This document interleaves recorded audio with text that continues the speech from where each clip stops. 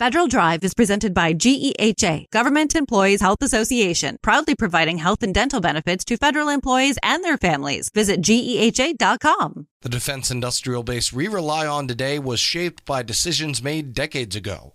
Now, contractors and policymakers are working to adapt that legacy system to meet modern demands, from supply chain security and acquisition reform to workforce readiness and emerging technologies.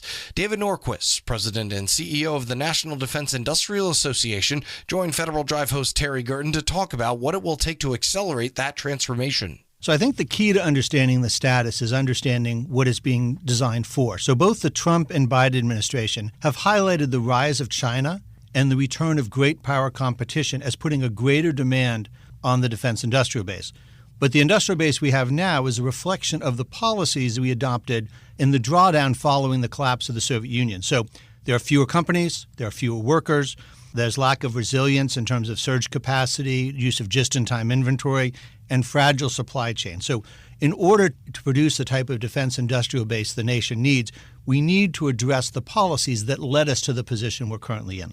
It's a great point, because it really is a reflection of our 25 years or so of investment strategy. And right now we're being challenged in terms of, can we make enough fighter planes? Can we do enough ship replacement? Can we manufacture enough munitions even, given those have certainly been in the news lately with our resupply of Ukraine? What do we need to be investing in now? So I think you'll see that, as you pointed out, you get the defense industrial base you contract for. So right now, if a company has unused capacity, there's a penalty for that because you are trying to keep the overhead costs down. But that also means when you go to them, you say, we'd like you to ramp up production. They don't have idle capacity waiting to do that. So what you really need is both the investment in capacity and a very stable demand signal that says, when we invest in these technologies, and you brought up a couple of the key ones, munitions is a very big one in the near term. There's issues with submarines and shipbuilding, a lot of new technologies coming online, and being able to signal that those demands are going to be there. And if you invest in capacity, you will be able to have a business that recoups what you invested. President Trump has certainly issued a number of executive orders getting after the defense industrial base. Secretary Hegseth has said this is a key priority. What are you seeing in terms of actions right now that are really translating into changes and investment? So you see a number of things. First, there's been an investment in production capacity where the government is working with industries to try and produce the facilities that would make it possible. You've seen multi-year use for munitions. We didn't used to do that with munitions. Now that tells somebody that you've got a guaranteed sale over 5 years. So if you increase your production, you're good. We've seen an emphasis now on looking at the acquisition regulations and reducing the burden. That does two things. One is it creates more incentives for commercial companies to come in. They don't normally have to operate with those rules, so the FAR can discourage. But it also speeds things up. It puts a premium on getting technology to the field. So in the Hill, it's the SPEED Act and the Forged Act. And in the administration, there's a number of executive orders on the FAR overhaul and others, all aimed at the same thing, speed up the ability to get technology and systems into the field. And how is the industrial base responding to that demand for speed?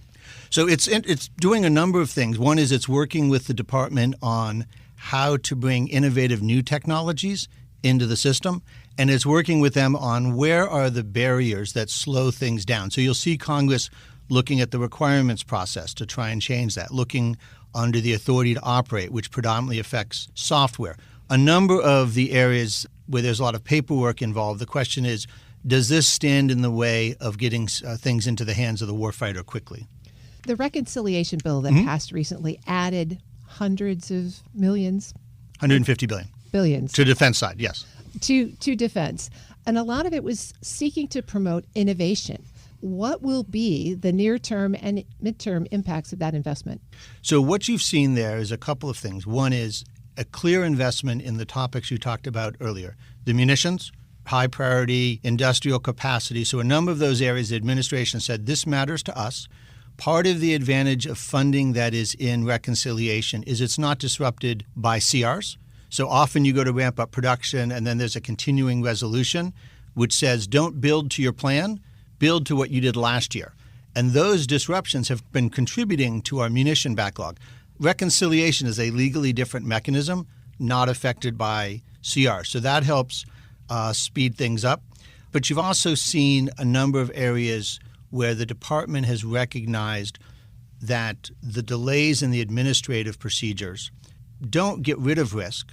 They move risk out of acquisition and they put it in the operating side, which is the warfighter is now at risk of not having the best technology. So you can think about a doctor responding to someone having a heart attack.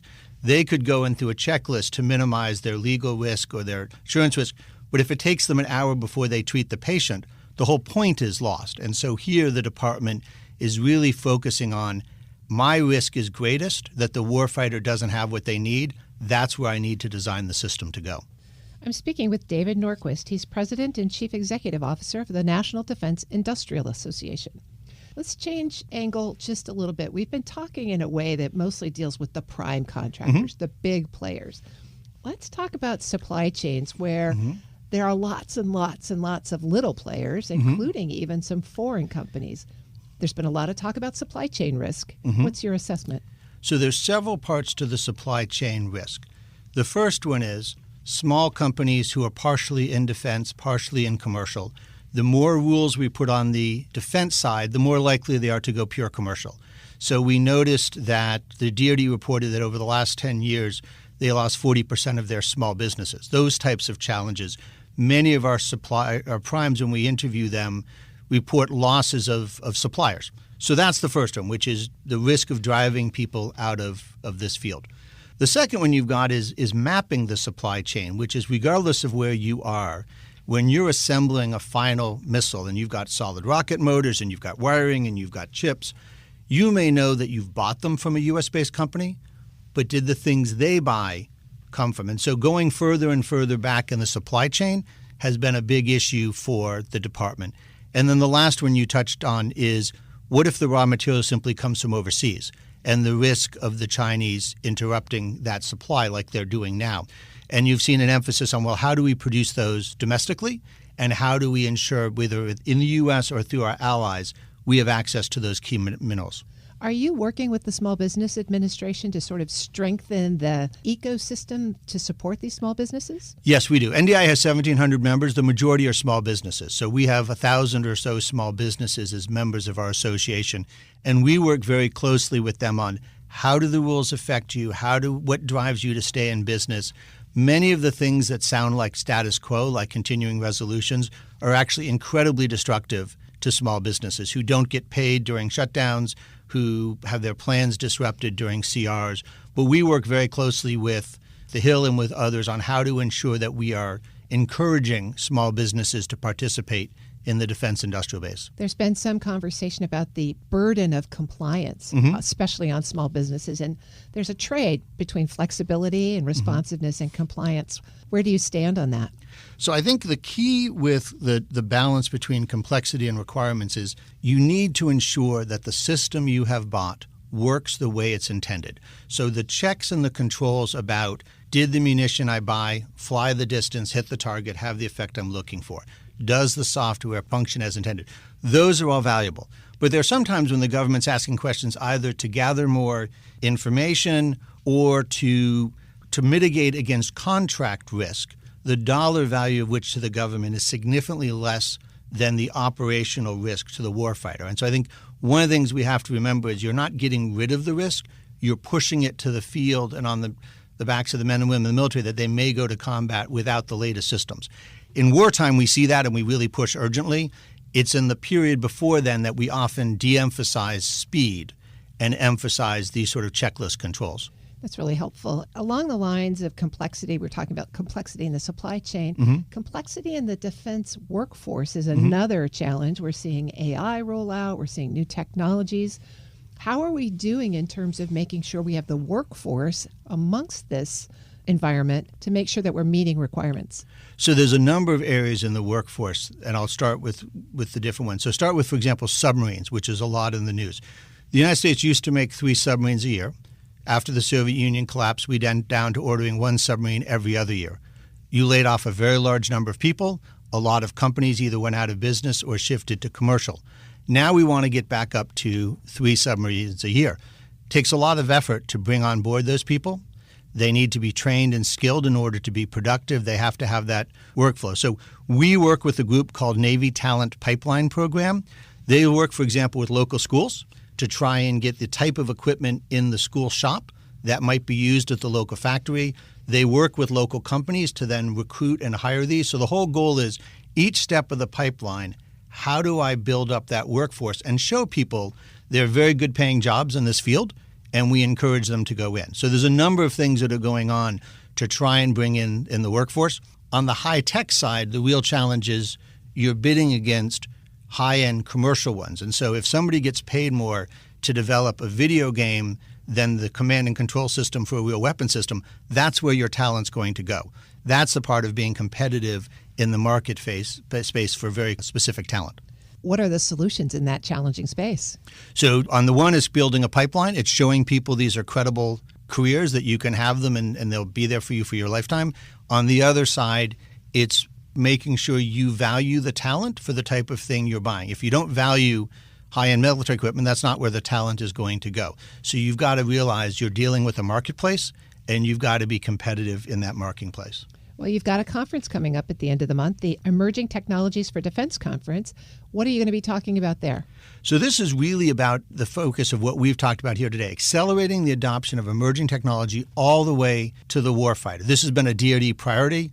So we're going to have engagement. That's the goal for this, engagement between the DoD on what their needs are and industry on their innovations and their solutions. So 27 to 29 August, the DC Convention Center, we are going to have defense officials, technologists, acquisition leaders, industry innovators. So think of people, Undersecretary of A&S, Undersecretary for R&E, which is the research side, the Vice Chairman of the Joint Chiefs of Staff, the EUCOM commander is going to speak. And then there'll be breakout sessions, because what we want to have is right down at the working level, industry and government talking through the issues, talking through the problems. And this year, we're running something new, which is we're going to have a hackathon, which doesn't mean breaking into systems. It means solving problems. Somebody had to teach me that. But they've been given a series of challenges by the combatant commanders and the warfighters. And so they'll be developing coding, prototyping, and testing to demonstrate that their team can solve real challenges in real time. So that will be going on right next to the convention, the activity we've got going on. So we're very excited about this, because we really believe, and part of the reason NDI exists is to let government bring their problems to industry, let industry bring their solutions to government, and be able to benefit from that combination. David Norquist is President and Chief Executive Officer of the National Defense Industrial Association. What makes a great leader in government? Christine Harada joins WEPA CEO Shane Canfield to reflect on her journey from aerospace engineering to the White House. In this episode, she shares lessons on public-private collaboration, leading with purpose, and why service, not power, should guide leadership. Hello, and welcome to the Lessons in Leadership podcast. I'm your host, Shane Canfield, CEO of WEPA. Today, I'm joined by Christine Harada, former Senior Advisor at the Office of Federal Procurement Policy within the Office of Management and Budget. Ms. Harada, welcome, and thank you for joining me. Thank you so much for having me. You spent portions of your career working in both the public and the private sector. And from your experience, what makes leadership in the federal sector different than the private sector? At the highest level, leadership in the public sector is very fundamentally at its core mission-driven. Right? The work is in the service of the public good, and the goals and the programs are frequently long-term, they're systemic, and they're incredibly complex. And success, isn't necessarily measured by quarterly earnings. We don't have that kind of drumbeat, but certainly more by the lasting impact that we have on Americans' lives. What's also unique about public sector is, in my view, the profound sense of history that you feel. And I think certainly I was very aware about the work that I was doing and how it builds on the efforts of those who came before me, and that future generations of leaders also depend on the decisions that were being made today. And that, for me, certainly provided a greater weight of responsibility. That's a wonderful answer. And I was in the private sector for much of my career, and now WEPA is a nonprofit, and I really relate to what you said about being mission-driven rather than profit-driven. You've got a long-term view, and always at the core of it is serving others. Yes. Is there a moment that stands out to you from early in your career that influenced your leadership style later on? I started out my career as an aerospace engineer, building satellites and airplanes. And when I first entered the workforce My organization at the time had 120 people. We were a large company, 120 people, 4 women, and I was the only woman of color. I was also the youngest throughout the entire organization. And so, I remember having an experience when I was doing some engineering work. We had a design review, and I had seen some issues with the flight software that I pointed out.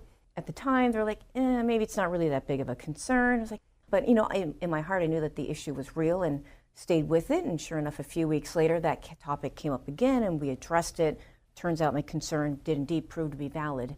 And so it's just one of those experiences that really sank into me around ensuring that I am listening to everybody, period, end of story, within the organization. Really thinking through about how do we take into consideration opinions from all different spectra. As a third generation Japanese American, right, I was raised to be humble, keep your head down and work hard, etc. But at times, leadership also requires you to speak up, do so politely, with courage, etc. Even though you may be the only voice in your room, but certainly trust your voice. It also really helped shape my belief around diversity. DEI programs right now are viewed in a negative light. We're all mosaics, and they become better because you have those different experiences. And that's really stayed with me throughout the entirety of my career. The diversity issue is a really big one coming from the insurance industry. That's an industry which is working on that. It's really a diversity of viewpoint and perspective and experiences that does influence your business. And more diverse employee bases absolutely helps. Was there a time in your federal career, perhaps when you were at OMB, that you faced what you consider a real challenge? And how did you overcome it? One moment that really stands out in particular was when I was serving as the Federal Chief Sustainability Officer during the Obama administration. We had set, like many administrations, had set some really ambitious goals, very, very, very ambitious goals around how do we think about making the federal government's operations much more sustainable. But the challenge wasn't so much about the scale or the technical capacity of the organization. A lot of it was really centered around the funding. We overcame this largely by being very strategic, helping out with blocking and tackling with the variety of legal issues or legal questions that might have come up, like how do we address this? Certainly in the federal government, you're more often leading through influence as opposed to pure form authority, and that you really need to listen deeply, communicate clearly with folks, building out those coalitions and engaging with your stakeholders. And I know many folks in government speak like that, but that is the truth. As someone who's spent time in both the federal and the private sectors, what makes the relationship between the two sectors important? Certainly, it's an absolutely essential partnership, and I would add on to that like nonprofits or philanthropic organizations. As I mentioned before, I'm Japanese American, and in Japan there's a symbol for thunder, which looks like 3 arrows pointing around each other in a circular pattern, kind of to represent the swirl, if you will, of clouds. And that's kind of how I view the relationship between the government, the private sector, and the nonprofit sector. The government frequently sets the vision, the policy, the direction, but of course it's the private sector that brings the capital, the innovation, the skill set, the capabilities, et cetera, to be able to execute. Partnering with that, of course, are the nonprofits who may be supporting the surrounding society. Public-private collaboration is not just about contracts or compliance, but it's also about figuring out what's your shared purpose. That's when real transformation can and does actually happen. In life insurance, there's a concept, lifetime value, where bringing a new insured in costs a lot more money than the amount of premium. And so when you talk to commercial carriers, it's a similar kind of thing. You need to bring them into the concept that they're going to be with us 20 years, and after 5 years, you can ride through that. But it's a concept that isn't easy for commercial businesses to understand. That's a partnership too. Very, very similar. What advice would you give to somebody aspiring to become a leader in government? There are 3 things, right? So firstly, around leadership in government, you want to make sure that you're leading with purpose. You want to stay grounded in your values, and don't underestimate the power of relationships. Remember why you entered public service in the first place, and that'll help carry you through some of the inevitable challenges that you're going to face. Making sure that you are also investing in relationships. In government, you rarely have full control, and I think this is in my view, more important in government than perhaps in the private sector. You are frequently leading through influence. You are collaborating with very different parties who frequently have very different agendas than you do. And so building that trust, investing in building that trust and planting those seeds earlier and along the way in your career, I think is absolutely critical. And certainly last but not least, I would say, don't feel that you have to have it all figured out on day one. Absolutely stay open to the unexpected. Say yes to the opportunities that stretch you, and know that you can lead from wherever you are. It's not just about position or hierarchy. It's about the impact that you can have. What wonderful advice, especially in today's world, which is a little topsy-turvy. Who is one person, someone you know personally or perhaps someone well-known, that's impacted your leadership style? The leaders that particularly stand out for me are Colin Powell, a woman named Carla Harris, who was a managing director in investment banking, and then last but not least would be my father. Starting with perhaps the more famous one, Colin Powell. I read his biography, loved his perspectives and the rules of leadership that have been particularly influential for me, right? So get mad, then get over it, share the credit, perpetual optimism, a force multiplier, things of that nature. And hearing his story was certainly very inspirational for me. And so I certainly very much look up to him as a role model. The second person that I mentioned is a woman named Carla Harris. She's an African-American woman, became a managing director at an investment bank in the 80s, at a time when there were not that many women of color in investment banking in New York. And so she's published a book called Her Pearls of Wisdom. That's one of her trademarks. She always wore a pearl necklace, and she has Pearls of Wisdom around how can you be authentic and build relationships to be successful in super challenging environments. And she had a lot of guidance on the importance of finding sponsors and mentors. And certainly last but not least, my father is really my why for I do a lot of the work that I do in the public sector. He started out life like many other, immigrant kids in poverty. He was a strawberry farm laborer. Japanese Americans at the time were not allowed to own the land, so we worked the land. He grew up in that kind of environment. And I just think it's absolutely neat that someone who came really he was dirt poor, to say it, and his daughter ended up working in the White House twice. It's quite the American dream, and I would very much like to have that opportunity available for other people as well. Well, wonderful, absolutely wonderful. Christine, thank you very much for your time today and all of these learnings. It's really good, impactful. Thank you for sharing. Oh, thank you so much for having me. I really enjoyed it. I'm Shane Canfield, CEO of WEPA. Until next time on Lessons in Leadership. Find the full podcast and future episodes of Lessons in Leadership on the Federal News Network app and anywhere you enjoy your podcasts.